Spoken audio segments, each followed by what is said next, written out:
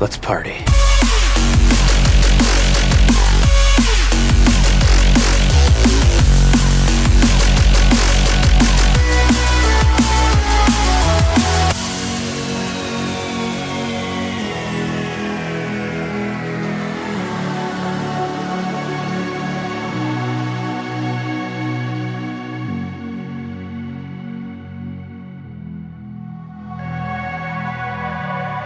Hello and welcome to Party Loaded. It is the video gaming podcast where we talk about, wait for it, everything great in the world of video games. My name is Luke Retallick, and joining me tonight we have the full crew. We've got Matt, the Game Dad Diet. We've got Christian, Luscious Lips, Paulson Brown.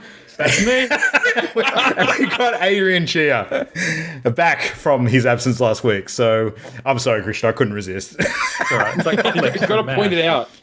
Everyone's going to be like, he has luscious lips. I would actually like to hear from people in the chat. Do you think that Christian's lips look especially luscious tonight? It is Valentine's week after all, so maybe you're prepping for something. I don't know. He's ready. He's ready for all that kissing he's going to do. That's right. Oh, that one Millpool guy is like, yeah. So, great in. Yeah, awesome.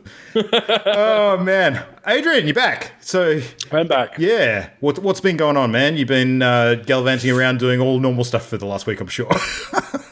Gallivanting implies I was doing something exciting and fun, when really I was not doing anything. Or frenetic.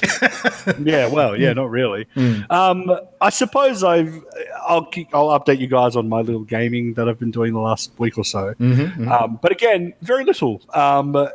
I think I've been keeping you and our listeners updated on the fact I was playing Dishonored 2 and working my way through the game and aiming for a non-lethal full stealth run. Did I update you guys on whether I did that or not? Yep, you did mention you were doing it, but you didn't mention how you got to the end of it yet. Right, yep. So in the end, I finished the game with a full stealth, full non-lethal run. It was painstakingly slow, but also very enjoyable. It's an interesting, again, I mentioned it before, it's kind of a roguelite-ish kind of vibe where, you know, you'll enter a room. It's kind of in that kind of like Arkham Knight sort of vibe where you've got like a room with guys patrolling around and you've got a bunch of powers and different ways dispatched but as soon as you're spotted, that ruins your perfect run, so you reload and you spend most of the time save scumming, making sure that you never get spotted. And there is sort of, it does increase the kind of thrill of the game a bit because you have to be, it's not just a matter of dying, you could be spotted instantly and then everything you've done for the last 5 minutes is wasted, so you have to reload back to before you were spotted. And you had a bunch of jankiness as well, if I recall correctly, like weird, like really hypersensitive moments where it shouldn't have seen you, but it did. Or I think the game is. You do eventually, at some point, you get the ability to turn on a type of vision that does show you the enemy's line of sight cones, which does show you the sort of the cone. But the distance is almost infinite, so they could be on the other side of a courtyard, and if they turn in your direction, they'll spot you if you're visible. And the game, you don't really know when you are hidden or not, because it doesn't tell you when you're perfectly hidden. You just have to sort of get a feel for when you're obscured completely and when you're only partially visible. But in the end, I made my way through the game. There's also, while I was playing the game, I was trying to get as many achievements as I could as well. So I was using a guide and trying to tick off as many of those achievements as I could. This is not PC, I assume, so you weren't getting trophies or anything. Yeah, that's right. Just for the fun of it, to challenge myself. But a lot of those achievements are kill-based, like kill a certain number of people in this amount of time, kill this guy 3 times, blah, blah, blah, blah. He respawns, which is why you can kill him 3 times. In the end, I did it. It was fine, but very, very, very disappointing ending. The ending to the game is just laid out in a series of tableaus, like still tableaus. So it's like this character went on to graduate top of his class in police academy. This character opened up his own boutique. And that's it. And that's how it ends. And there's not a great deal of narrative payoff. And the game touts that if you do it non-lethal, you get a better ending. But the ending didn't seem like it wasn't clear to me what that better ending was supposed to be. So I don't know, quite unsatisfying in that regard.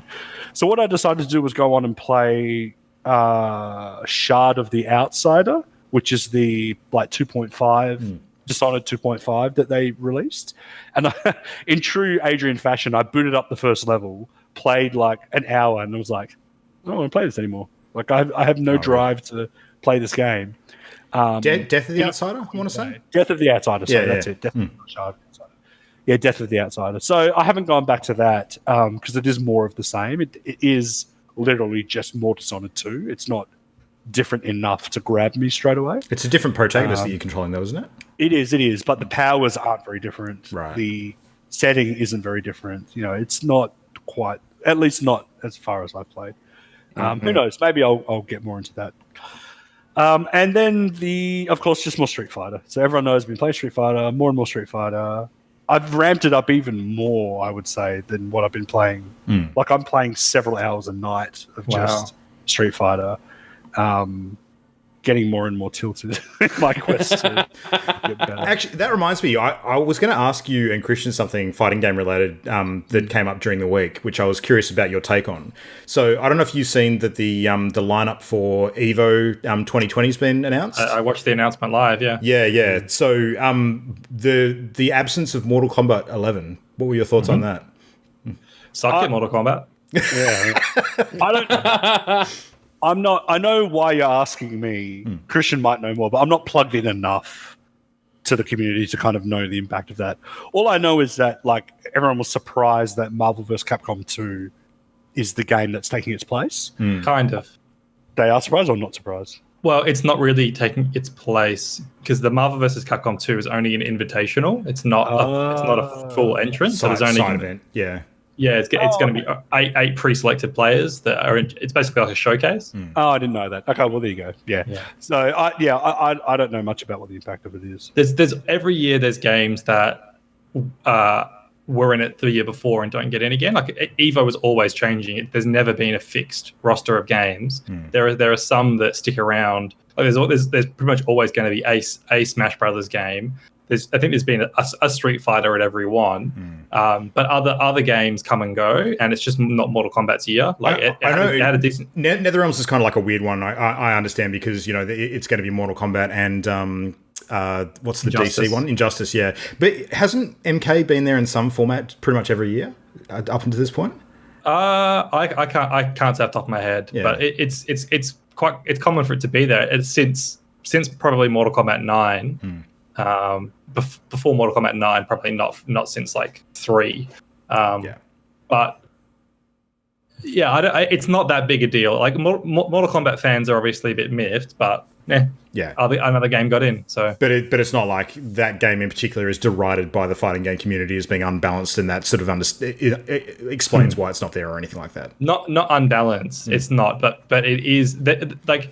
There are within the fighting game community, there are pockets of people who will like shit on any franchise, and there are people who hate Smash Brothers, there are people who hate Tekken, there are people who hate anime fighters in general, and there are lots of people who hate Mortal Kombat. There are people who think that it's like they just don't like the systems, they don't like the look of it, that it's like it's hard for Western games in particular. Like it's really the only Western developed fighting game that even has a chance of getting in. So yeah, there are people who don't like Mortal Kombat, but there are people who don't like everything too. So it's just a fight for survival, and Mortal Kombat didn't get in this year. Yeah, Tekken is trash though. By the way, Tekken is for mouth breathers. Let's get that straight. Troglodyte mouth breathers. And the only other thing I want to add is that I've actually registered to enter my very first Street Fighter tournament this weekend. Hey, nice. So that's going to be happening on Sunday, and we'll see how that goes. So have I. Oh, did you register? Yeah. Oh! A new challenger approaches. The admin told me they had one other registration this morning. Was that you? No, I registered like half an hour ago. Oh! But I was going to rock up on the day with my stick and surprise you. But announcing it on the podcast is just as good. Yeah. And then I even saw on the registration website, it shows you like the brackets. Yeah. And I'm glad that we're not paired, even though I know that it's fine to ask an admin to split up like regular players, or like if you get paired with your like sparring partner or whatever, it's fine to like ask them to split up. So See, it's interesting because I wondered if those seeds were already decided, because the guy I'm seeded against is one of the only guys I have played before. right. At in the Perth local scene. I played him a couple of nights ago in a lobby online. I did beat him, but only once. Right. So I'm a little bit disappointed that I'm playing someone that I kind of know that I've lost to before. So I'm just hoping. One question I have for you, and this, maybe our listeners will also be interested, with that seeded system, kind of like how it works with tennis, where you've got like 2, 2, 2, 2, and then the winners go on, and it does that like bracket. Losers bracket. Yeah. Called double elimination. Right. So if you lose in the first round, are you completely out, or do you play other losers? If you play other losers. So if you lose in the first round, you drop to the losers bracket, and then you have a chance. If you win the losers bracket completely, then you have a chance of getting back into the grand final. Okay, well that's good. I was worried that I'm going to lose to this guy who I've already played before and know that I've lost to, and then I'll just be sitting around for the next. You're guaranteed 2 games. Okay, You go to losers. If you lose your first match in losers, then you're out. That's why it's called double elimination instead of single elimination. Okay, Yeah. so update, guys. This weekend, I'll be playing my first ever 2 competitive games. Nice. How many players overall do you know? 12. Last 12, yeah. Yeah, when I checked it just now, it was 12. Yeah, last I saw was 11, so you would have been the 12th. Yeah. Nice. Tekken has like 25. Yeah, but that's because we live in WA, so of course There's a lot more mouth breathers. Exactly. Like they're probably all FIFO workers. So that'll be fun to report back on next week. Awesome. Yeah. No, it's good. I don't know, Matt. Who are we placing bets on at this point? What do you reckon? Okay, look, it's gonna be Adrian, but I want to take bets on who's gonna be more tilted. This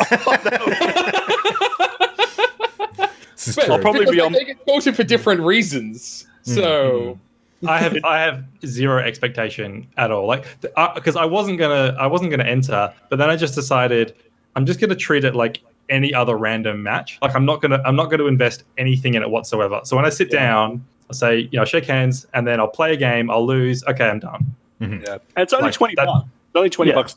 Yeah. Yeah. Adrian, on the other hand, is playing to win. Well, it's not that I'm playing to win. It's that I deserve to win. There's a difference. Like, Just picture the dude you're playing against as like the jailkeeper of an entire like treasure trove of shiny Pokemon, and that you're gonna fucking wreck his ass to get at that treasure trove. Yeah. I'm gonna sign up now, and then I'm gonna win because like soccer law dictates. Soccer theory dictates that Matt will be the winner. The funny thing is, the guy that I'm seated against, he's really nice. Like, he's made things really nice for me online. So hopefully I smash him and he continues to be nice. Yep. Anyway, just soften the blow. Yeah, just take a phone book with you. You'll be fine. Yeah. Yeah. But I'm sure Christian and I will report in next week on how we went, and it'll be fun. It'll be fun. Yeah, it'll be fun. Nice. Awesome. All right, well, I might jump in second tonight just for a bit of a change of order. So I've been checking out something fun this week that is an old favourite of mine, and that is Minecraft, because they've just released a massive new update to Minecraft where they've completely redone the Nether. I don't know if you guys have been following along with this, but this is kind of like the thing that they spoke about at the last Minecon. That was kind of like the next big project for Minecraft. I've seen a meme or two, but I have no idea what they refer to. Yeah, it's cool. Like, I have been kind of waiting for it, and what they typically do, like Mojang will release what they call a snapshot first, which is kind of like a test version of the Realm update before they push it out live to all sort of platforms as like the new main version. So what I've actually been playing is the snapshot, because it's not technically live yet, but it's, for all intents and purposes, it's pretty much what's going to be going live. So you can kind of opt into that on the launcher. And yeah, it's really cool. Like, it's a bit different to the last sort of big content update they did for Minecraft, which had all of the new village and pillage stuff, where they added like all of the new sort of pillager enemies that you can fight against, and the whole concept of raids sort of hitting villages and that sort of thing. That was really, really cool. This one's more about adding new biomes to the game. So the Nether now has 3 complete new biomes, which is a very, very new thing, because beforehand the Nether, which is kind of like Minecraft's version of like Hades or Hell, only really had like just constant wastelands full of like netherrack, which is this brown sort of hellish material, lava flows, and the odd nether fortress, which is kind of where you find some of the goodies in there.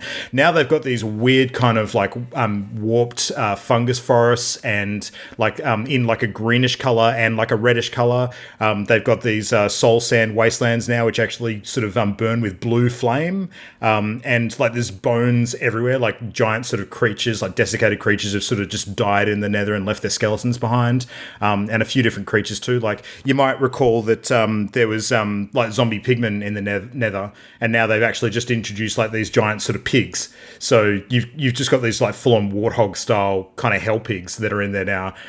So you can imagine them as almost like the pre-pigman sort of more animalistic form, which is kind of cool. So hell pigs is a good word. Yeah. I like it. It reminds me a little bit of what you'd imagine Bebop to look like before the human element is introduced.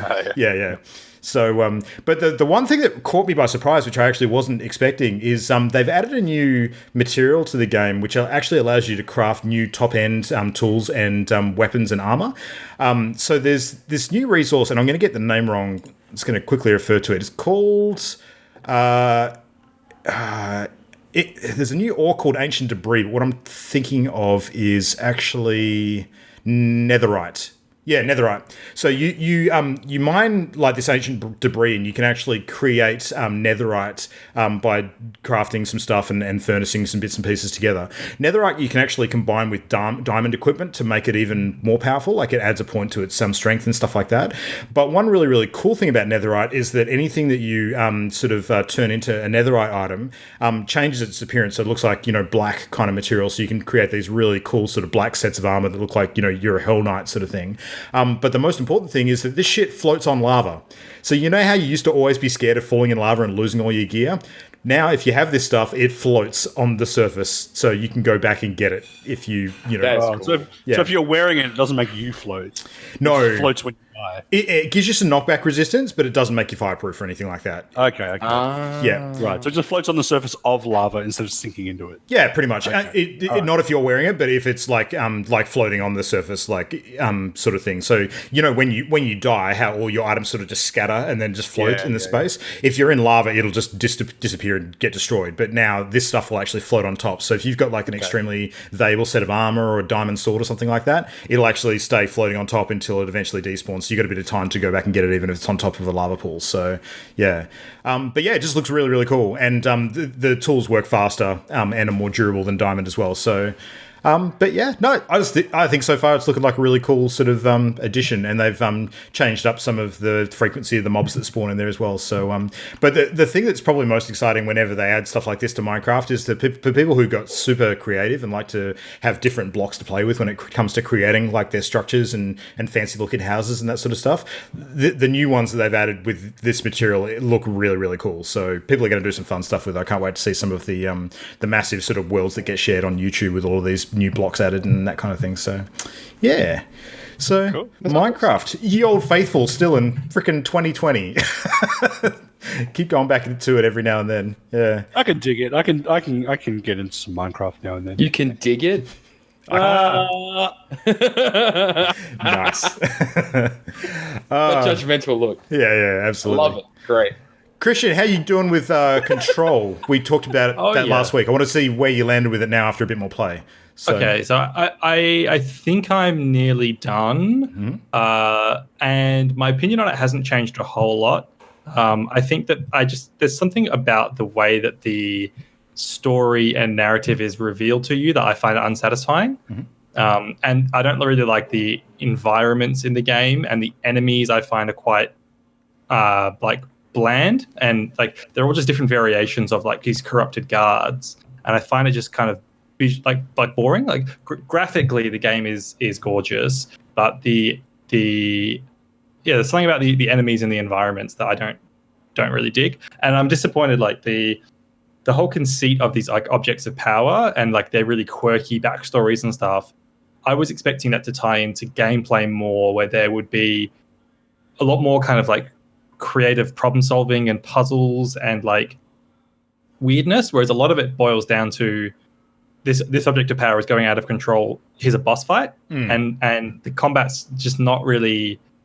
There's not enough sort of variety and fun in the combat, and I don't know. I had higher expectations for these like objects of power shenanigans. It's funny reading about them and like seeing them, and there's like a prison where they're all in, and it's just like a balloon or like a fridge or like a swan boat, and it's just like it's funny and quirky seeing them all arranged and reading the backstories of what they all do.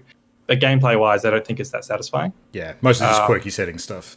Mostly just quirky world building stuff. So I think the game is good. I'm curious to see how it ends. I don't regret playing it or anything or buying it, but it's just not like a standout, like awesome game to me. Yeah. But what I wanted to talk about though is the Pokemon Home we talked about a couple of weeks ago is just coming out, where you can dump all your Pokemon in there from all the other games and put them into like the Sword and Shield. And I'd used the Pokemon Bank before, which was like the old version.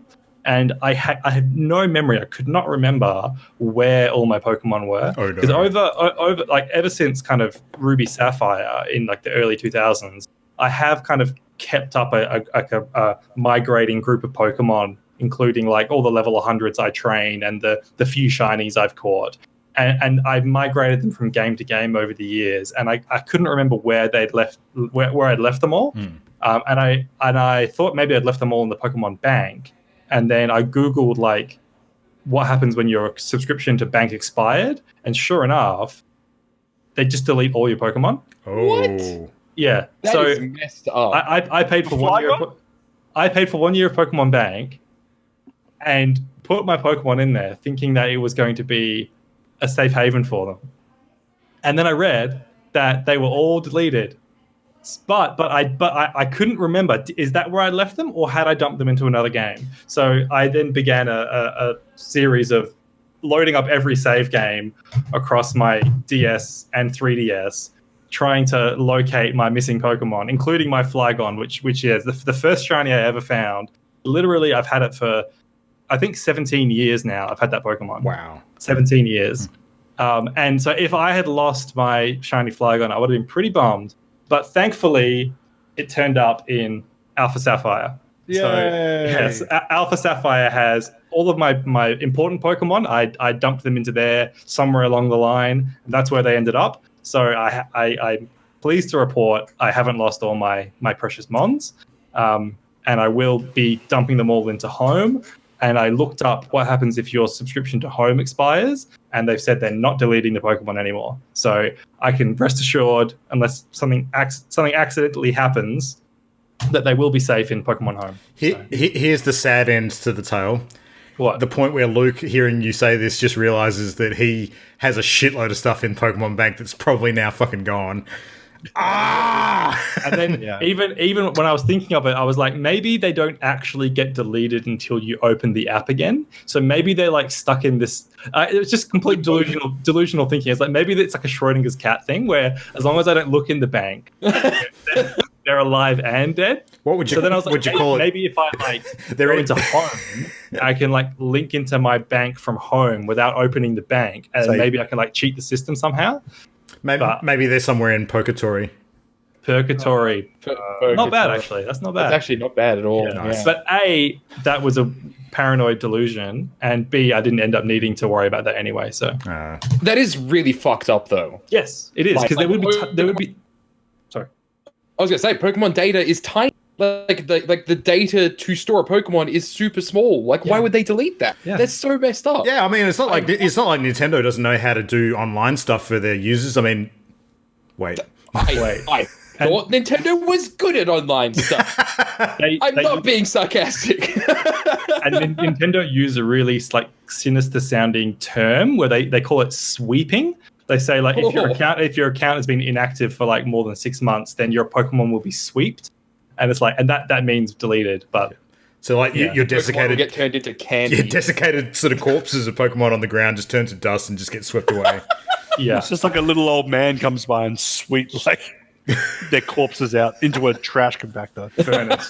Yeah. Jesus. Hey, Funnily enough, funny you should Alpha Sapphire. That's where all mine are as well. They're all sitting in Alpha Sapphire. My shiny Bronzong, my first shiny. Yeah. Well, you can. I updated the Pokemon Bank app, and there's an option in there to send them to home from. So I think that it is kind of centralized. So it would be fairly easy to extract them all. Does that mean Pokemon? Does that mean the 3DS has a function for Pokemon Home? Has an app for Pokemon Home? You need to. It doesn't have a separate function. The Pokemon Bank has an option to talk to Pokemon Home in it. So does that mean you need to resubscribe to Bank to send it to Home?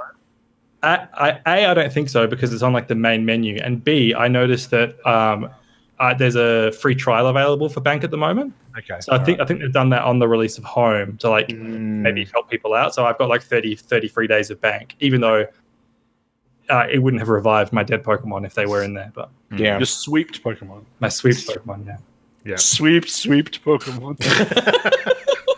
Jesus. Yeah, other than that, just some more Street Fighter. Yep. And that's me. Sweep Fighter and Street Fighter. Got it. Nice. Matt, what are you doing, man? What's been going on this week? I've been playing more Pillars of Eternity 2. But nobody wants to hear me talk about that anymore because like I'm just basically going to repeat myself and say the game's good. So I wanted to talk about something different. I don't really talk about physical games that much. And so I had actually gone out and bought some really unique puzzles by this puzzle designer named Yuasaka. So Yuasaka, which sounds like potentially a joke name, but I'm told that it's real. It sounds like a ripoff. You give this guy money and you're a sucker. Yeah, exactly. Yeah. But no, like so I bought 4 of their puzzles. And they're all it's from this website called Puzzle Master. They sell a whole ton of really, really unique puzzles. I'm talking like puzzle boxes, Japanese puzzle boxes, like really interesting like padlock and key puzzles where you have to actually do a whole bunch of movements in order to unlock them. Whereas these are kind of more classical, I say with finger quotes, like jigsaw puzzle type things. And yeah, so that we've got a photo of them.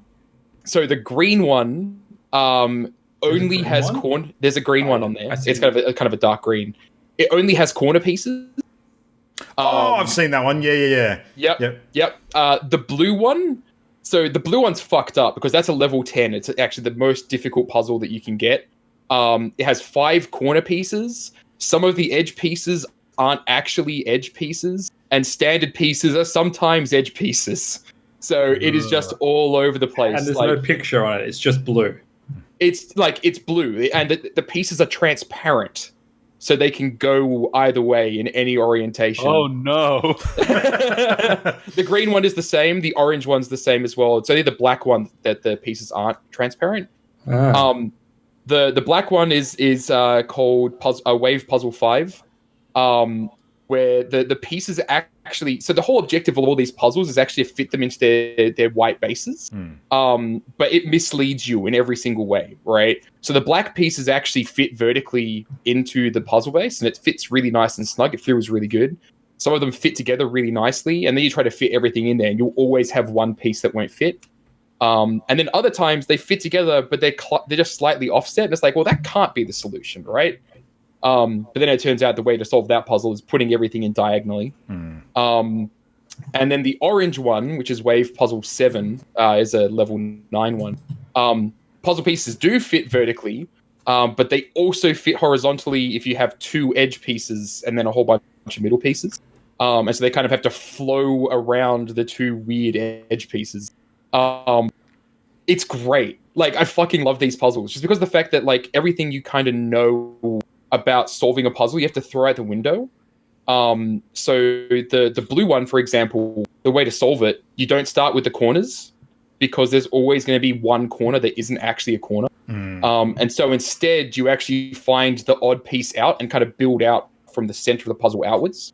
And the corner pieces, you just kind of end up making like chunks and then figuring out how they fit together. But yeah, I've been playing with that recently. They've been really, really fun. I've thrown them at co-workers and students just to watch them suffer, which, you know, gives my life purpose. So, You need to find one of those puzzle boxes and stick someone's car keys in it and seal it up. well, actually, so I was going to also show you this. I actually grabbed this for my D&D group. I've got a Cryptex, which is a really, really heavy kind of code lock, which is actually unlocked at the moment. I've got a little piece of paper in there, which is a piece of information for my D&D group. Like the website's fantastic. All the puzzles on there are really cool. Some of them are stupidly expensive. Like some of the puzzle boxes can be like $2,000. Probably because no one buys them, so they have to jack the price up. Not only that, but they're also handcrafted. Like everything there was handcrafted. No, the funny thing is, I've seen a few of the people who actually buy these things and spend big amounts of money on them. They're the people who actually run YouTube channels where they can turn it into content. So, yeah, they do like unboxing of these puzzles, which, in the process kind of gives the game away to a certain extent. But they get so many views on the damn thing that they make the money back that they spend on the things. So, yeah. Yeah, I know a couple of those YouTubers actually go out and specifically commission puzzle boxes. And one of them commissioned a $20,000 puzzle box. So they have to be popular videos. Yeah. But yeah, like the puzzles are really cool, and as a game designer, they're super interesting because everything about how you understand puzzles to be solved. It's kind of like the idea of like red barrels with flame symbols in video games blowing up and healing you rather than killing you. Right? The puzzles are kind of built in that sort of way. So just like real life. Just like real life. Yeah. Go try it out. Yeah. Don't try it out. It's okay, Adrian. It's inflammable. Not inflammable, then flammable. That's it. But yeah, that's me. Yeah, sweet. Fascinating. Nice. Yeah, puzzles are cool. And we definitely need to do that escape room thing at some point. Yes. Yeah. Oh, hell yeah. Yeah. I was just today thinking we should definitely do that. So we should. Yeah. Sounds like Matt's designing his own escape room. Yeah. Kinda. Yeah. Whips and chains. This one, the police won't care as much about compared to the other one. But yeah. No. We won't talk about that on this show. That's the no escape room. I was about to say that. That's the no escape room. It's an escape room that you've been for 18 years in the police fight. Nobody wants to escape that escape room. Yeah. That's why we have Life a is an safe word. escape room when you think about it. Life is an escape. Life is an escape. The ultimate room. reward is death. We're all just trying to find a satisfying way out. That sweet, sweet escape. Lord God. Jesus, take me away. All right. Well, anyway, let's jump into some stuff that we cannot escape from, and that is, of course, the news. There's still stuff going on. It is still the quiet part of the year, but things are ramping up a little bit. A couple things to chat about this week. I want to kick off tonight with something that came out of the blue kind of in the last 24 hours, which got me super excited. So you guys might remember that about 12 months ago now, I think it might have been around March last year, I'd have to check the dates, we had the release of one of the early big games of 2019, which was The Division 2, which I played a shit ton of and liked a great deal. And I think it kind of fell off a lot of people's radars throughout the rest of the year because it kind of didn't maintain interest with the content sort of flow that they had after, a pretty successful initial launch. But, other games started to hog the spotlight. But I don't think at any point was it sort of considered to be a bad game. Like, I think most people who played it really enjoyed it and liked it a lot compared to what was offered in the original Division. But now, like a year later, we've finally gotten, after like several kind of, updates of major content throughout the year, they're doing their first full expansion. So they have announced the Division 2 Warlords of New York expansion. And as the name implies, the game, which, Division 2 is set predominantly in Washington, D.C., and Division 1 is in New York, they're actually going back to New York. So we're actually going to get to play in some of the areas that were in the first game, which is really, really cool. The big difference being that in Division 1, of course, it was set at winter time, so everything was sort of snowed in and very crisp, sort of themed around that kind of, a lot of the cities sort of being immediately after Christmas, I think.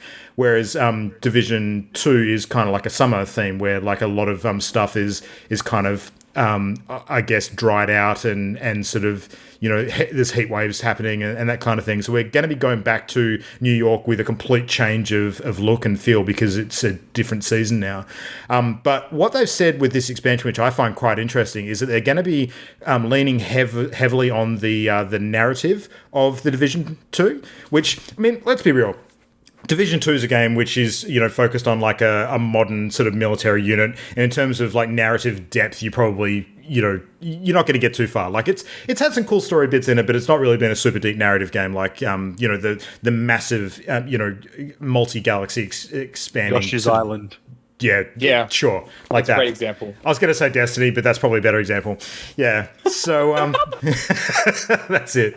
But they're committing to really going heavy on the story in this, which is cool. So they're expanding the level cap. So level cap currently is level 30. They're going to go to 40. And they're introducing a couple of things which I think are really interesting in terms of in-game play. So it really seems like everything they've announced with this expansion is almost like, why is Destiny doing so well at the moment? Let's actually see what's working for them and like take some of those lessons, and they're adapting them well. So they're introducing a whole new sort of loot system for endgame content, which is going to make it much more feasible to continue to grind stuff and get different gear, which is cool. They're introducing a new progression level, which is called a shade level. So the shade is kind of like the name for all the tech in the game, so it sort of matches with that theme. But shade level, as I understand it, is going to kind of be like...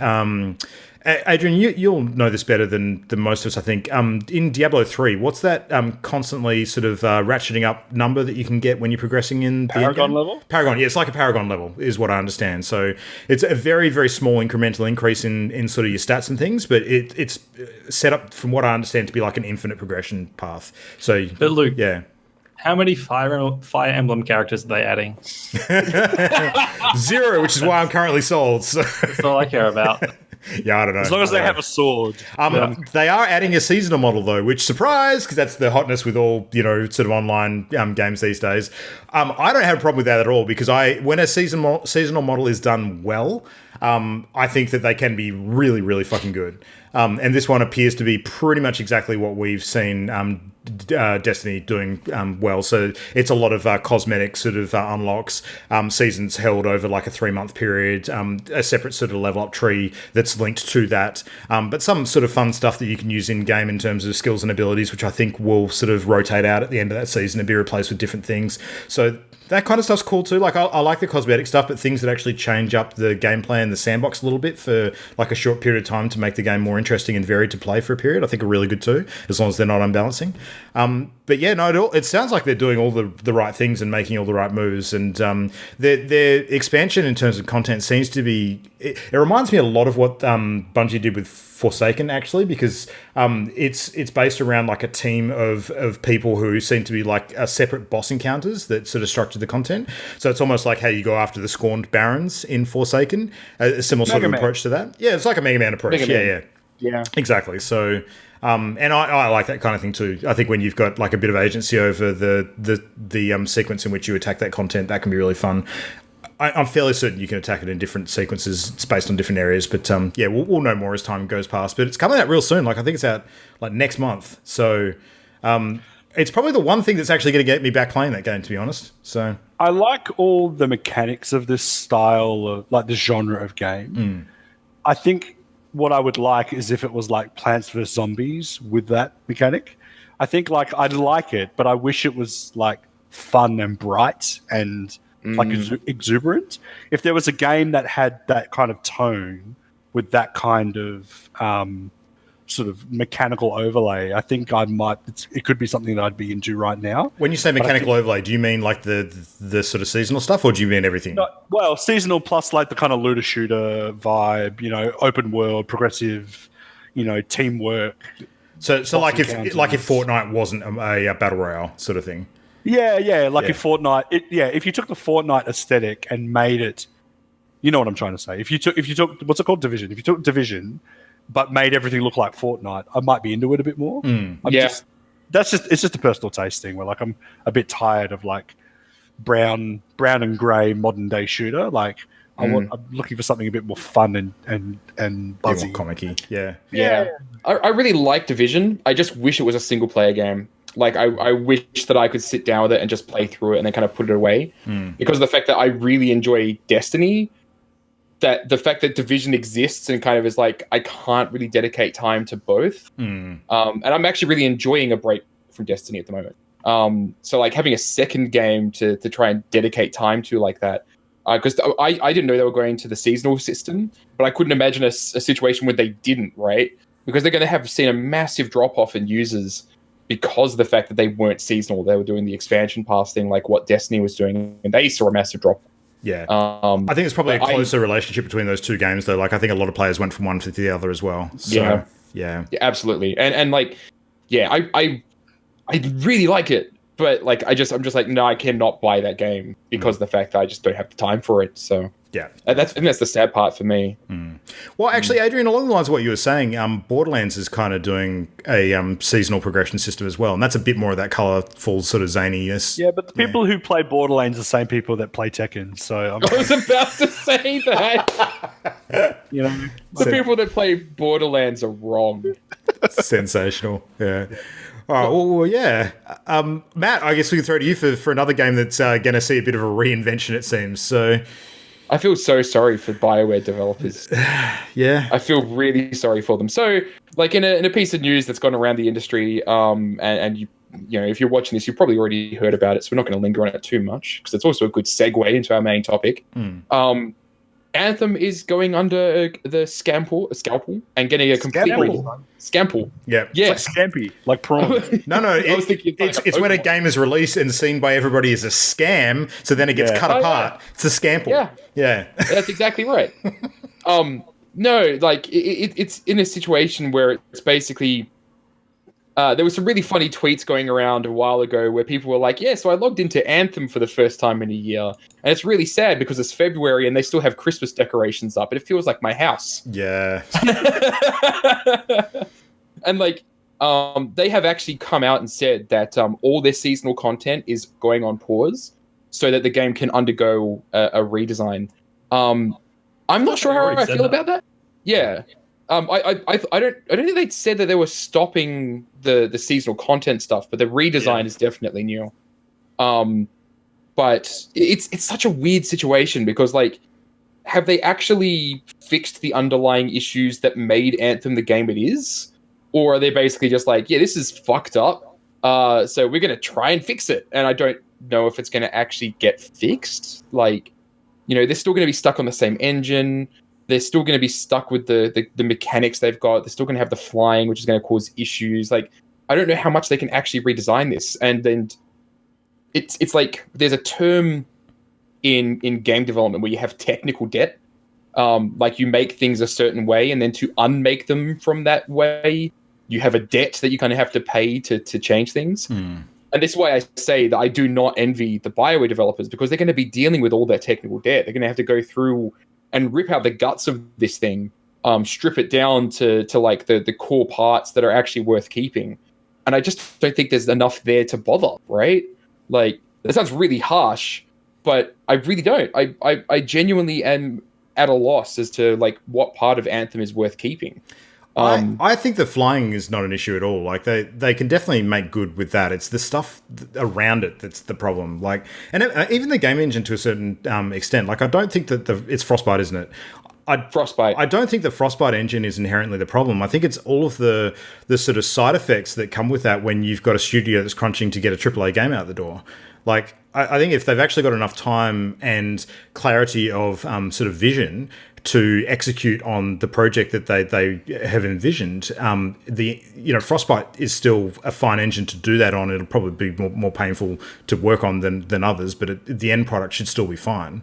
But it's just all of the other stuff, all the other decisions that were made on that game that, you know, have caused the problem. And I think they've kind of backed themselves into a corner in the way, because continuing in the way that they're continuing at the moment, where like the game's just limping along, like it's not actually attracting, you know, new players in a meaningful way. It's kind of you've either got the existing sort of player base that will come back every now and then when something's announced just to check it out and see if there's anything worth their time or not. And people who've given up on Anthem are pretty much out the door already. They're not going to come back no matter what. So you're either going to like write it off completely, you know, take your licks and chalk it up as a bad sort of launch, move on to the next thing and try and, you know, win your fans back with the next big game, or you're going to do what Hello Games did with No Man's Sky and actually try and like reinvent it completely in a way that you're actually going to get a huge amount of fresh goodwill. So, and I think that's a that's an important call to make, because the next game that they actually sort of launch, there's going to be a significant amount of baggage associated with it if they haven't come good before that happens. So yeah. So to clarify, when I say Frostbite's an issue, it's an issue for the devs. Yeah. Like for players, the engine looks fantastic, but for the devs, Frostbite's a first-person shooter engine, and they're trying to do a third-person flying game in it, which means it's a pain in the ass to build in. And that's where the tech debt thing kind of comes into play. The biggest issues that Anthem and Andromeda both had, like there were issues with the Frostbite engine and the fact that Bioware games had not been made in Frostbite before. So unless they're given the time to make those Bioware tools that they need to make RPGs, I think the Frostbite's still going to be an issue. But yeah, it's weird because like there's stuff in the game that's obviously worth salvaging. I think that they need to solve a whole bunch of design issues when it comes to the flying stuff. Not because flying's bad, the flying's great, but the gameplay as a result of flying around isn't, right? Because like you have a cover-based shooter, but you can fly in it, so cover doesn't really factor in it anymore. So I think those are the sort of design issues that they're going to have to actually consider, like how are we going to deal with that stuff. And also weirdly for Bioware, the narrative's garbage. Like there's nothing about that narrative that's really worth keeping outside of the world and the setting, I think. So like it's in a really weird state, and so for them to be reworking it, it's just strange to me. Yeah, I would like to quote a character called Aloysius O'Hare from the Dr. Seuss movie, The Lorax, starring Danny DeVito. Let it die, let it die, let it shrivel up and die. That's it. Yeah. I actually kind of agree. I kind of agree. I think that they should give it the Final Fantasy XIV treatment, which is they should actually like shut down Anthem and this redevelopment that they're doing. It should be in a dark period where the game's just not live. Like stop sales, announce that in 6 months, because you'll have people salty if they bought it 2 weeks ago. So say we're shutting it down in 6 months, and then give it another year after that, and then relaunch it. That's what they should do. I think that's actually a great idea. There might be a legal reason why they can't do that, though. Maybe. So yeah, but otherwise, I would. I don't think. EA and the law, like since when has that a been factor? Call it Anthem Resurrected. Anthem Reforged. Reforged. No, but my worry is that they will try and charge people for this relaunch. Oh, if they do, they're fucking stupid. Yeah. It's EA. Mm-hmm. Yeah, that's the problem. And like I think pay for it. Comparison, the comparison with No Man's Sky, like the No Man's Sky devs have a lot more control over that game because it was their engine. They knew the direction they wanted to take. But I don't get the impression with Bioware that they know where they want Anthem to be, because otherwise it wouldn't have been in development for 7 years. So we can just hope that someone's come along, or a group of people have come along, and they've said, "This is exactly what the game we want Anthem to be. This is our vision. We're gonna, knuckle down, and we're gonna make this game, and this game's gonna be good." And if they don't fix have those that, core issues on the team. Fucked. I see it a bit like a kid sort of fresh out of high school, sort of going to uni straight away and enrolling in a whole bunch of courses that don't lead them anywhere because they're not quite sure what they want to do with their life. And it only takes like a few years of them doing stuff that they don't want to do to realize what they do want to do, and then they actually buckle down and get somewhere. So the difference is this is very like generous hundreds metaphor. of people, not one. And a $1 million corporation. And basically, like BioWare was a really, really successful doctor, and then just started fucking people up. Is basically what we've got. This is like a doctor going back to uni and doing that. Yeah, exactly. Like, this is like 100 doctors all going back to uni and all doing that at the same time, and then opening up a practice based on what they learned. It's actually really funny because the guys that started BioWare were doctors. The doctors, yeah. Really? Yeah. Well, maybe they need to write themselves a prescription for pain. I don't know. 100 doctors drop onto an island. That's how the next one should start. Yeah. I think that's the other issue as well. Like the core BioWare team that made the BioWare games we love is not there anymore. It's a husk named BioWare that's doing Anthem. So well, Casey Hudson's still there, but that's probably the one of the only known sort of figureheads remaining. So yeah. Adrian, of course, knows that name inherently. Yeah. Oh, Casey! I know the Lorax. Oh, shit.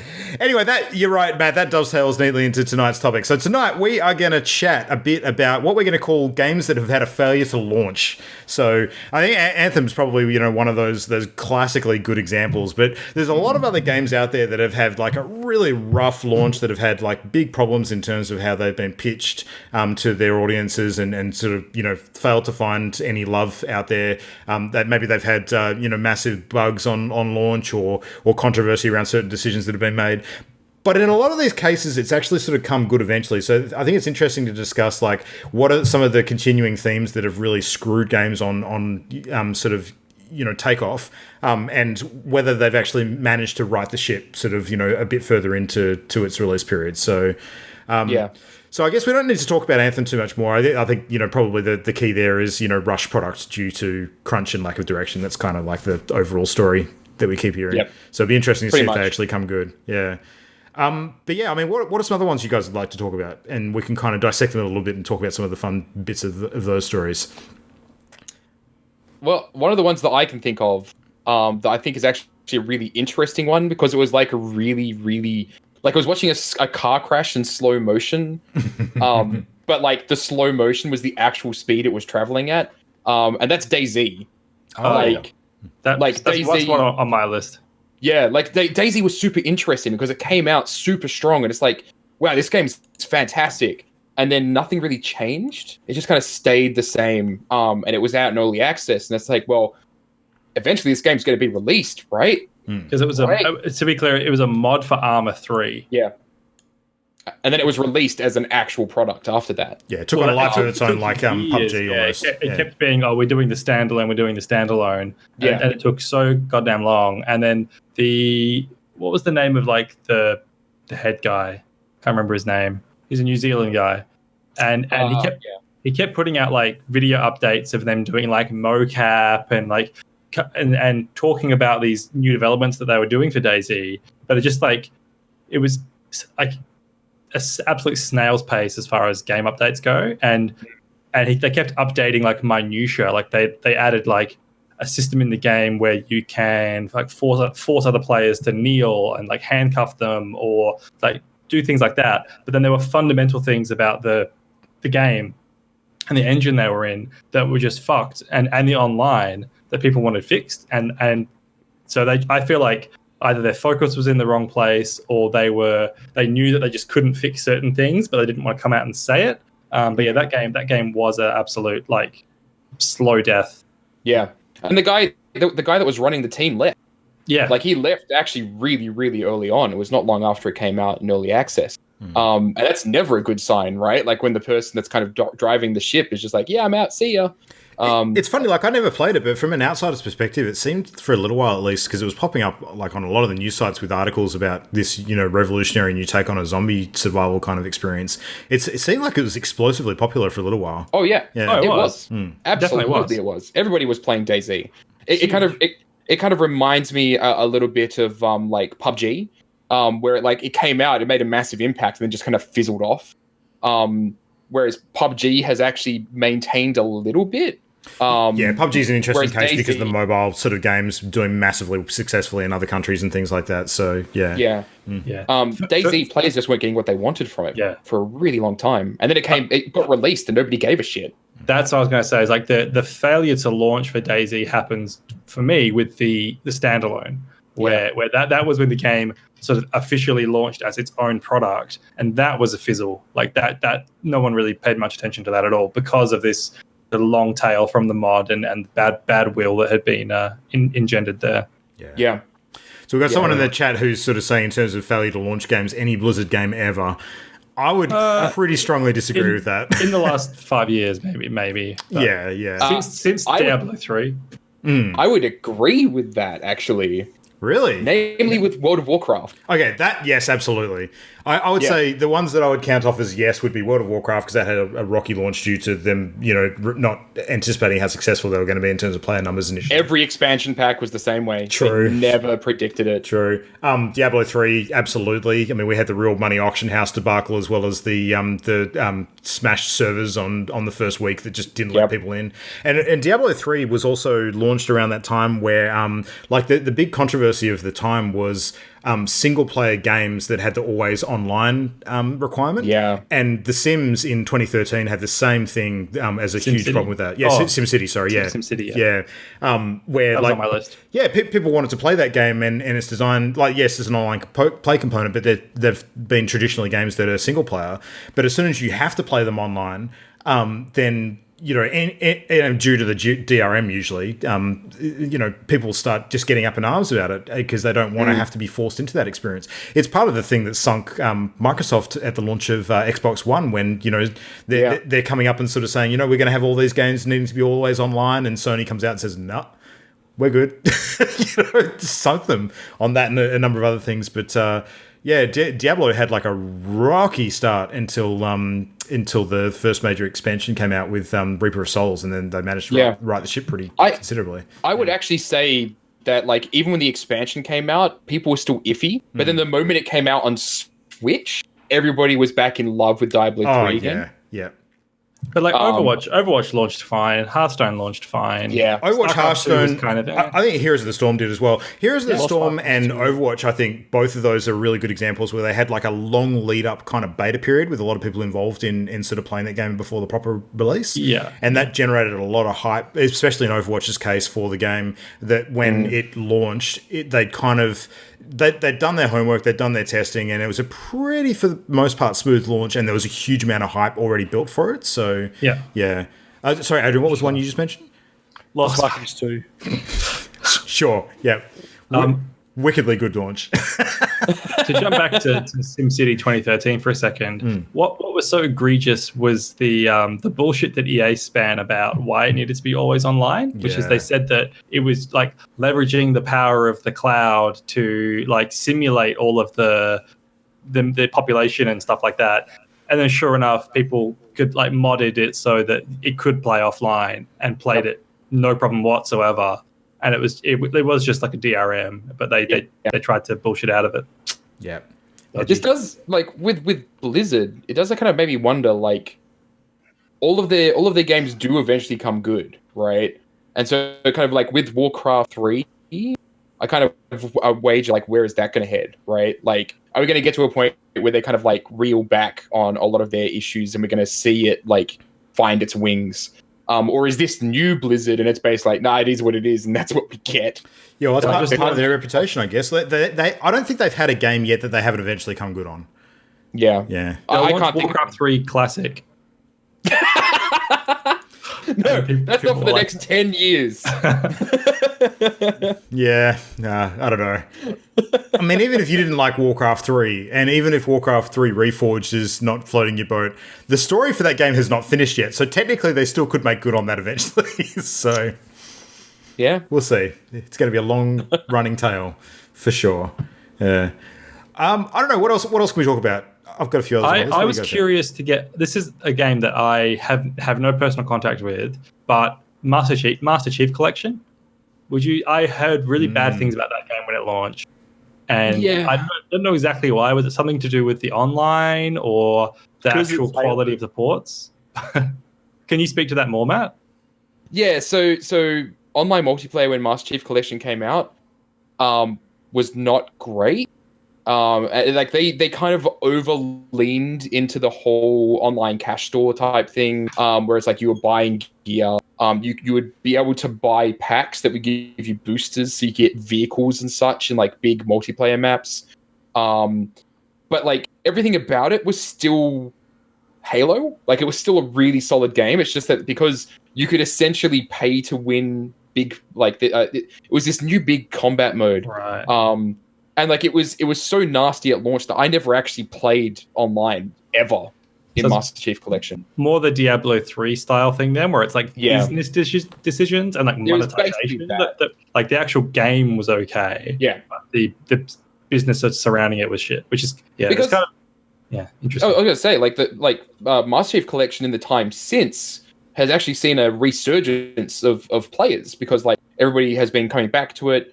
They've done a really, really big like social media and community-driven effort to kind of bring it back to where it used to be. I've still not played it. Correct me if I'm wrong, but Halo Reach was added as well after the fact, and that wasn't part of the initial collection. And Halo 3 ODST was never in there as well, and that got added as well. Like they just kept on adding on games. Like you have the Master Chief Collection. Here's another one, and here's another one.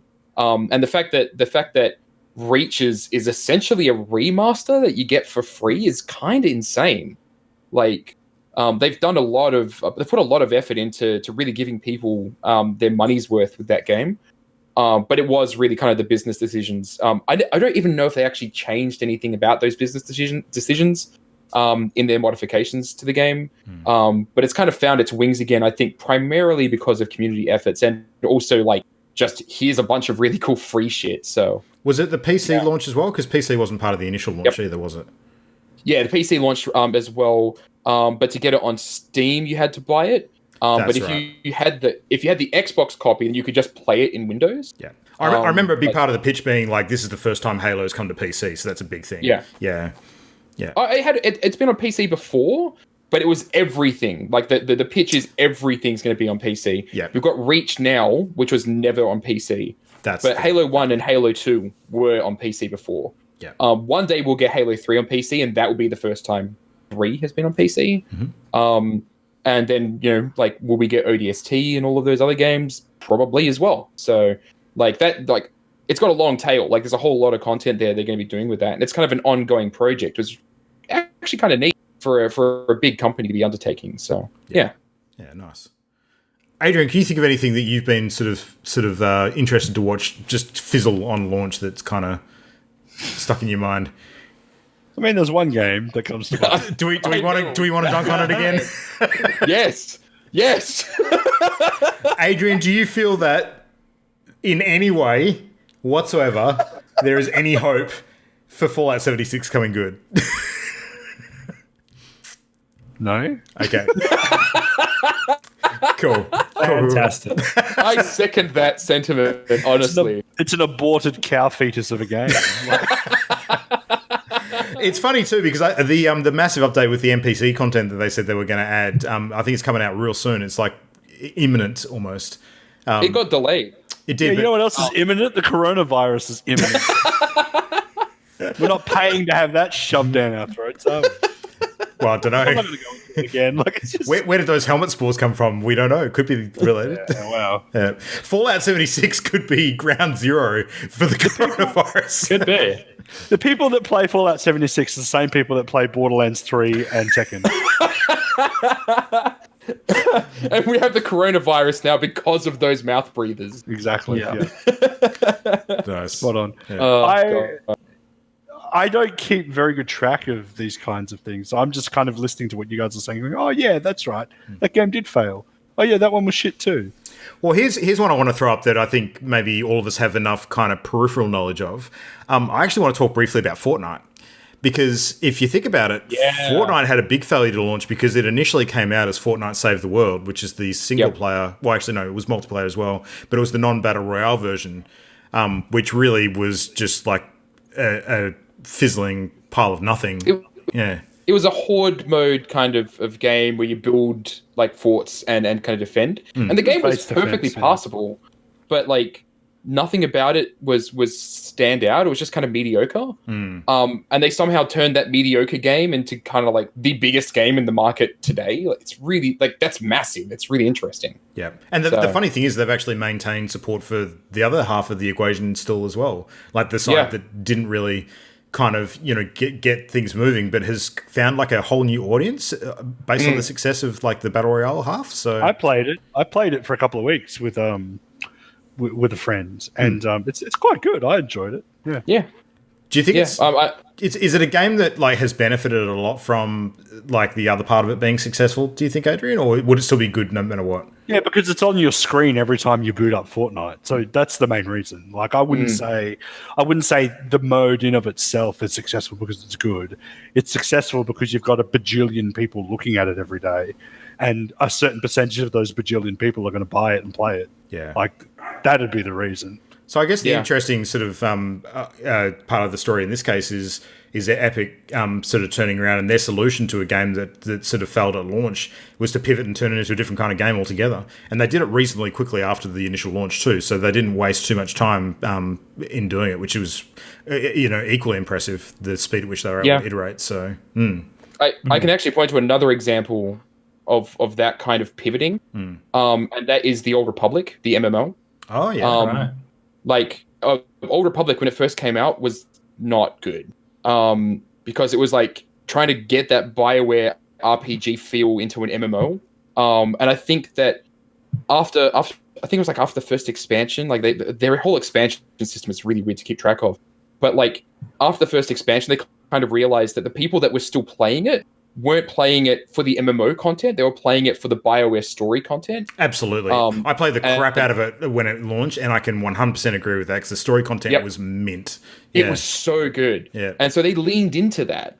And so like every expansion pack that it's gotten since, the focus has been on more Star Wars stories. Yeah. And so that game's like, it's one of those things where it's, it's not had the No Man's Sky moment where it's kind of risen to the heavens from hell and sprouted wings and a halo. Like, it hasn't had that moment. But the game certainly recovered. Like, it came out, it stumbled, fell flat on its face, picked itself, and it's still going. And I still go back and, like, every 2 years or so, I'll go pick up the game again, start a new character in a completely new class, experience their story, and say, fuck, that was awesome. And probably buy some of the armor packs and everything like that because I'm a sucker. But, like, I have fun when I'm doing it. So that game totally recovered. So you could almost say that every single MMO since World of Warcraft, with the exception probably of Final Fantasy XIV and I was about to say that. Yeah, well, you go finish the thought. I was going to contribute. Yeah, jump in, man, jump in. Sorry, your thought had a failure to launch. I'm sorry. I was just going to say Final Fantasy 14. I don't have any other content. I don't have any follow up. I'm just going to say it and then hand it off. What's the other one that's quite popular at the moment? Elder Scrolls Online, ESO. Yeah. Yes, that's another awesome example. Because when it came out, it was like, again, it wasn't a bad game. It was just mediocre. But I think that they found their audience. Sorry. Oh my god, that never picked up. Boss Toaster in the chat talking about WildStar. That's absolutely because I was keen on WildStar because it was like Space Warcraft, and I'm like, hell yeah, that looks awesome. And the animation style is right up my alley, where it's like stupid and over the top. And I played it a bit and tried to enjoy it, but I can speak on that actually because I remember reading about why it failed, and it was because from what I remember reading, it's because the game was tiered toward endgame, so the whole game was set up to funnel you into the endgame, and so the progression to get you there wasn't enjoyable, and they were sort of touting WildStar as the game for people that love the end game of WoW. So, like, if you love, the WoW end game, this game is all that. And it kind of failed because that's not what keeps an open living MMO world alive. Like, that's what I remember reading. I don't know if it's wholly true because I didn't play enough of it. The devs for WildStar are really open about like what they felt went wrong. And there's some really, really cool videos out there, like, the systems behind the scenes and how they hired animators to make those possibly the best thing to come out of WildStar was their amazing advertising. Shorts? And the shorts were so fucking good. Yeah. And those animators were just working in engine until like the team was like, holy shit, these shorts are getting us so many views and people are actually playing the game. And so they had to build all the systems and everything into the game after that success. But yeah, no, like I'm pretty sure I remember reading pretty much the same thing where the WildStar devs were just basically saying like, yeah, we had too much focus on that end game. We kind of missed that whole magic of leveling up a character and progressing to the end game, kind of earning it, rather than just kind of giving it to you after a couple of hours. So yeah. Matt, you had a slightly more controversial one which you wanted to tackle tonight, which I'm keen to get to. So let's talk a bit of GTA. What were your thoughts on GTA 5? You said controversial, and I'm like, which one? Well, yeah. Well, I mean, you could even say that when it comes to GTA because it's two games in one, essentially. So it's true. I was specifically talking about GTA Online. I don't think GTA Online has ever actually had its moment where it sprouted wings. It's got... that's not to say it's not getting sales. It's not got people constantly playing it, right? It's to say that the flaws that the game released with never got fixed. It keeps on getting new content, but you still have hackers. And it really ruins the experience for all but the most hardcore fans of GTA Online.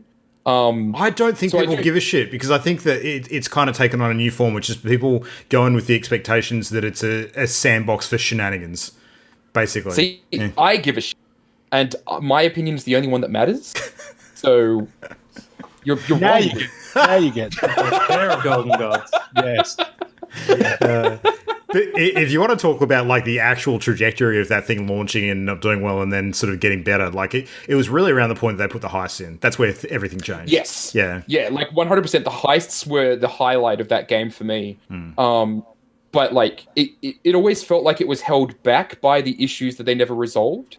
In much the same way that, like, for me, the Division 1 is a kind of a good example where it released with on PC with hacks that were really easy to access, completely ruined the PvP experience, which basically ruined the end game because it was all about the PvP experience.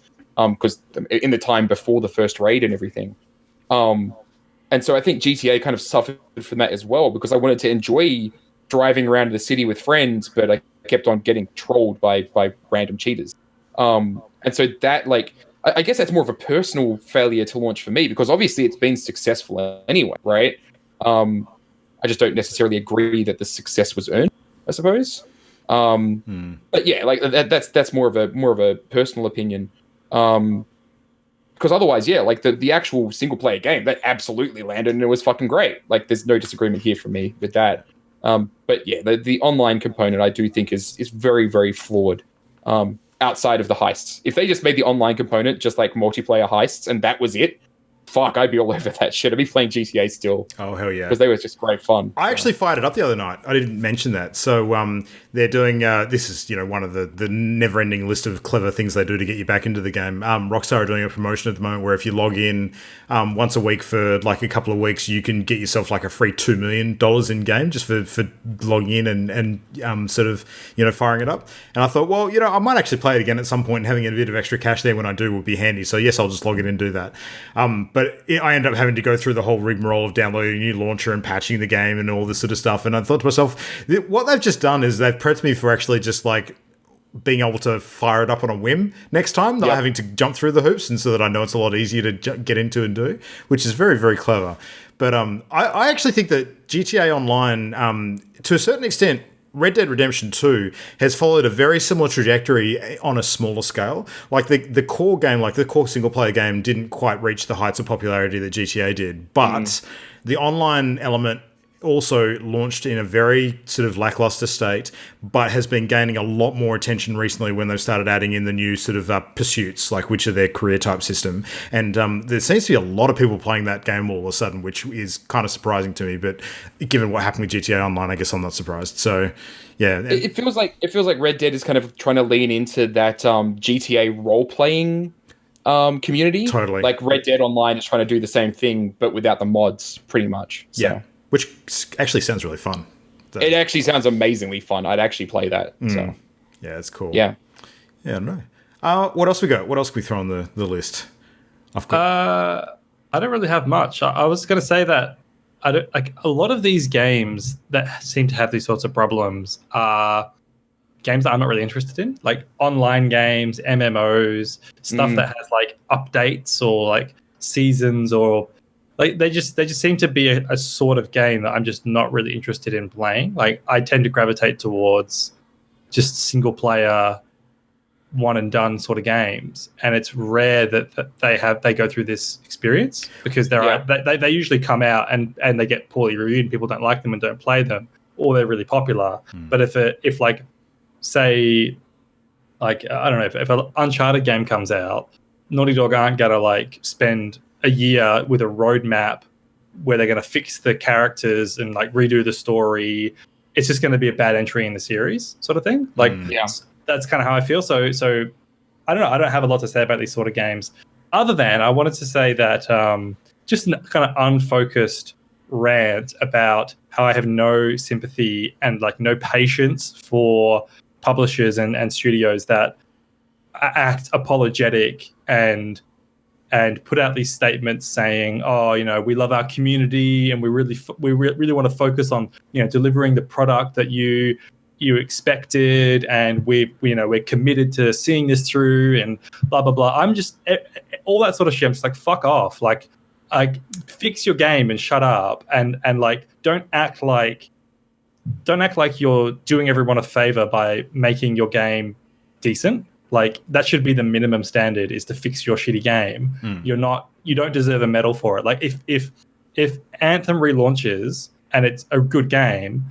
then I don't think, like, I'm not going to be like, good on you, EA. I'm like, fuck, finally you delivered like a decent product. Like now go away and make something else. Like I don't like rewarding people fixing their own mistakes in this way. Like companies, if it's a person, fine, but companies like this, fuck off. I 100% agree. Like speaking as an indie dev, if you release a shitty game, people don't give a shit, right? And so if you come out, you're like, yeah, game's really shit, but we promise we're gonna fix it. Still, nobody's gonna fucking buy it because they're gonna remember the fact that it was shit. Yeah. Like you don't get that second chance. The word roadmap makes me want to puke. Oh yeah. I'm not a fan. The only other place that I see roadmaps is in a lot of early access games. Oh, that's like, I don't actually go out and buy early access games because I expect them to be garbage when I first start playing them. And the few occasions that I have actually purchased an early access game, 9 times out of 10, I've actually come away like really, really frustrated, and then never actually played it again. So it's never had that opportunity to kind of like recapture my attention, and do something magical, and maybe it did actually like kind of rise from the ashes of what I played during early access, but it didn't really get that opportunity because its launch was much like DayZ, just like this extended period of time, where I just didn't enjoy it for what it was. Whereas if it just came out, then maybe it would be like, oh wow, this is really cool, and I'd be just done, really, really excited about it. This might be something you have a bit more of an opinion on, sort of with your sort of dev experience, Matt, in terms of early access. Like, I often see games that kind of, like, you would think that early access doesn't count towards sort of the main launch as far as whether a game fails at launch or not. But there are so many these days that put so much more effort into their early access launch rather than their actual sort of proper, version 1.0 launch. Where like the pushing to full retail launch or full product seems to be almost like a formality for a lot of them.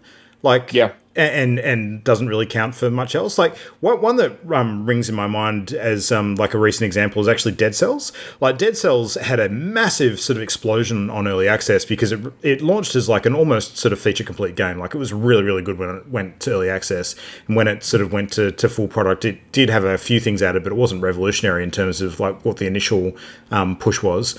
So, like, I consider a game like that it going into early access is kind of the launch. So it is. Yeah. 100%. Like there's a I'm going to just briefly. So like there's this whole idea you get 2 bullets whenever you release a game. The first bullet is when you announce it, and the second bullet is when people can start playing it.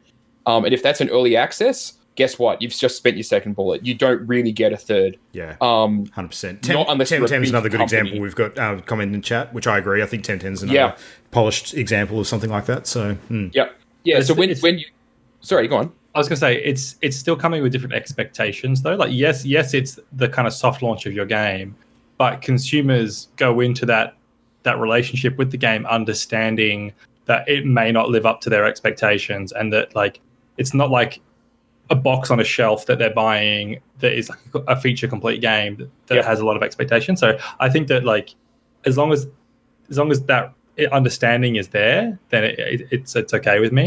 In that respect, though, is early access a cheat's way to allow yourself to fail at launch? I don't think it's a cheat way. I think it's a different approach. It's a different strategy, and I think it's in some ways more honest than pretending like your game is like hot shit when it's not. Like a lot of people, it's a tired story, but a lot of people have said that like if No Man's Sky had released in early access, it would have been a completely different story. And it absolutely would have been, because compare the marketing of No Man's Sky to if it was, we're releasing this sandbox space game, and we've got this procedural generation system where we're going to add all this content later. That would have been a completely different story, and it would have been much better for consumers. Yeah. I think so. No Man's Sky is an interesting one because the game, when it came out, wasn't bad. It wasn't what people expected. It wasn't what they had bought. They didn't get everything they wanted. which in an early access game is what you expect, right? But if Fallout 76 came out in early access, it's still a shit game. Yeah. Right? And early access isn't going to fix the fact that it's a shit game. If Anthem came out in early access, it's still a shit game, and early access isn't going to fix the fact that it's a shit game. So I think that for a lot of indies, it's basically like if your game's garbage and you release it in early access, nobody's going to give a crap. Like you're still going to be a garbage game, and like it's going to take a really long time to fix that problem. Whereas if you have a solid concept, like the game is fun in its current state, and you release with that, then yeah, people are going to be completely happy to stick around and see what content gets added. But you have to be good from the gate. And if you're not, then it's still a failure to launch. So yeah. Christian, you were mentioning single player games before. There was one that sprung to mind as like a pretty big failure to launch in a single player perspective, but it was more because of crippling bugs at launch. And that was actually Batman Arkham Knight. So I don't know if you remember, but the PC launch of that game in particular was virtually unplayable because of some of the absolute game-breaking bugs that it went out with, and it took them a good while to actually come good on that and fix it to the point where they could put it reliably back out on sale again without sort of incurring the wrath of everybody sort of asking for refunds. The console versions of the game were fine. I mean, they had a few complaints from players about the overabundance of Batmobile sort of content in the game, which people weren't a huge fan of. But that's more of a creative decision than the game being busted. But for PC players, like the game was just outright busted. I think it was probably one of the most egregious cases of that we've ever seen, actually. So yeah. It certainly can happen, but I think in general they tend to be these larger online experiences. yeah, they do. Yeah. Nice. Well, anything to add before we wrap this one up? Fallout 76 sucks. Yeah, fix your shit. Fix your shit. No, don't fix it. Just like release it without having to fix it. Yes, Like, exactly. Yeah. Give yourself more time Try to again. release good games. Yeah. Anthem 2. Just make Anthem 2. Don't try to fix Anthem. It's broken. It's fucked. What would you call it? Anthem Encore? Or something That's actually not bad. like that? Anthem getting the choir back together. I reckon you might be onto something with Anthem Encore. I thought of it before. The only reason why I don't like that as a title for it is because Encore insinuates that you had a performance that people actually want more of. So Yeah. True. Yeah. yeah. Maybe it will be... Actually, Adrian, you probably have a better term for it. What's a better term for like a musical practice round? Would you call it a warm-up? Restaurant? Rehearsal. Anthem rehearsal. Anthem rehearsal. If it was early access, that'd be Call great. it the Anthem comeback tour. Yeah, it's probably more like it. Yeah. Well, we'll wait and see what that looks like. But I don't know. Call it Anthem 76. Jesus, just branding it for future failure. We'll wait and see what happens with that. I think we're probably like a good year away from actually seeing any real action on it. And I hope, to your guys' points, that they just go virtually radio silent and we don't hear shit between now and then. I hope so too. If Anthem turns up at E3, they're fucking up, basically. Yeah. And don't pat themselves on the back too much when they fix it. Be humble. Yeah, absolutely. All right. Well, anyway, that is a show. So thank you, everybody, for listening tonight. I hope you've enjoyed the program. Anthem tuning. That's a good one. I like that. Anthem tuning. Yeah, that's good. But for more of this discussion, we'll be back again with a new topic next week, of course. If you've got anything to contribute, then please hit us up at all the usual locations. Let us know what you think via email, mail@partyloaded.com, on Twitter @partyloadedshow, and you can find us on Facebook, Party Loaded, and everything via the main hub at channelendgame.com. Same time, same channel next week. We'll be back again. And anything besides fighting game tournaments for you gents on the horizon? Matt, what are you doing this week? Anything interesting? Oh, actually, can I pitch something to you? I actually want to do this at the end of the show. It is Valentine's week. We of course have had you having a bit of a break from Destiny, but I want to ask you, Matt, will you be my Valentine in Destiny and come and play Crimson Days content with me? There's a doubles event happening. I need a partner for. I can do that. I can hop into Destiny during the week. That sounds all right. fun. Sweet. That sounds good. You come to be my date. Kill some shit. That sounds good. I like it. Yeah. We'll get Adrian and I have our date with Destiny on Sunday. Hey, nice. I like it. And then we're going to play. We'll come back next episode and we'll title it Sink or Swim, and it's like just it's sink. We all just sang. We all sung. I just want to know who put out first. Anyway, that's it for tonight. Thanks very much. Hope you enjoyed the show. We'll see you next week. Till then, good night. Good night. Bye-bye. The Party Loaded podcast is a Channel Endgame production. For this and more great gaming content, bookmark channelendgame.com.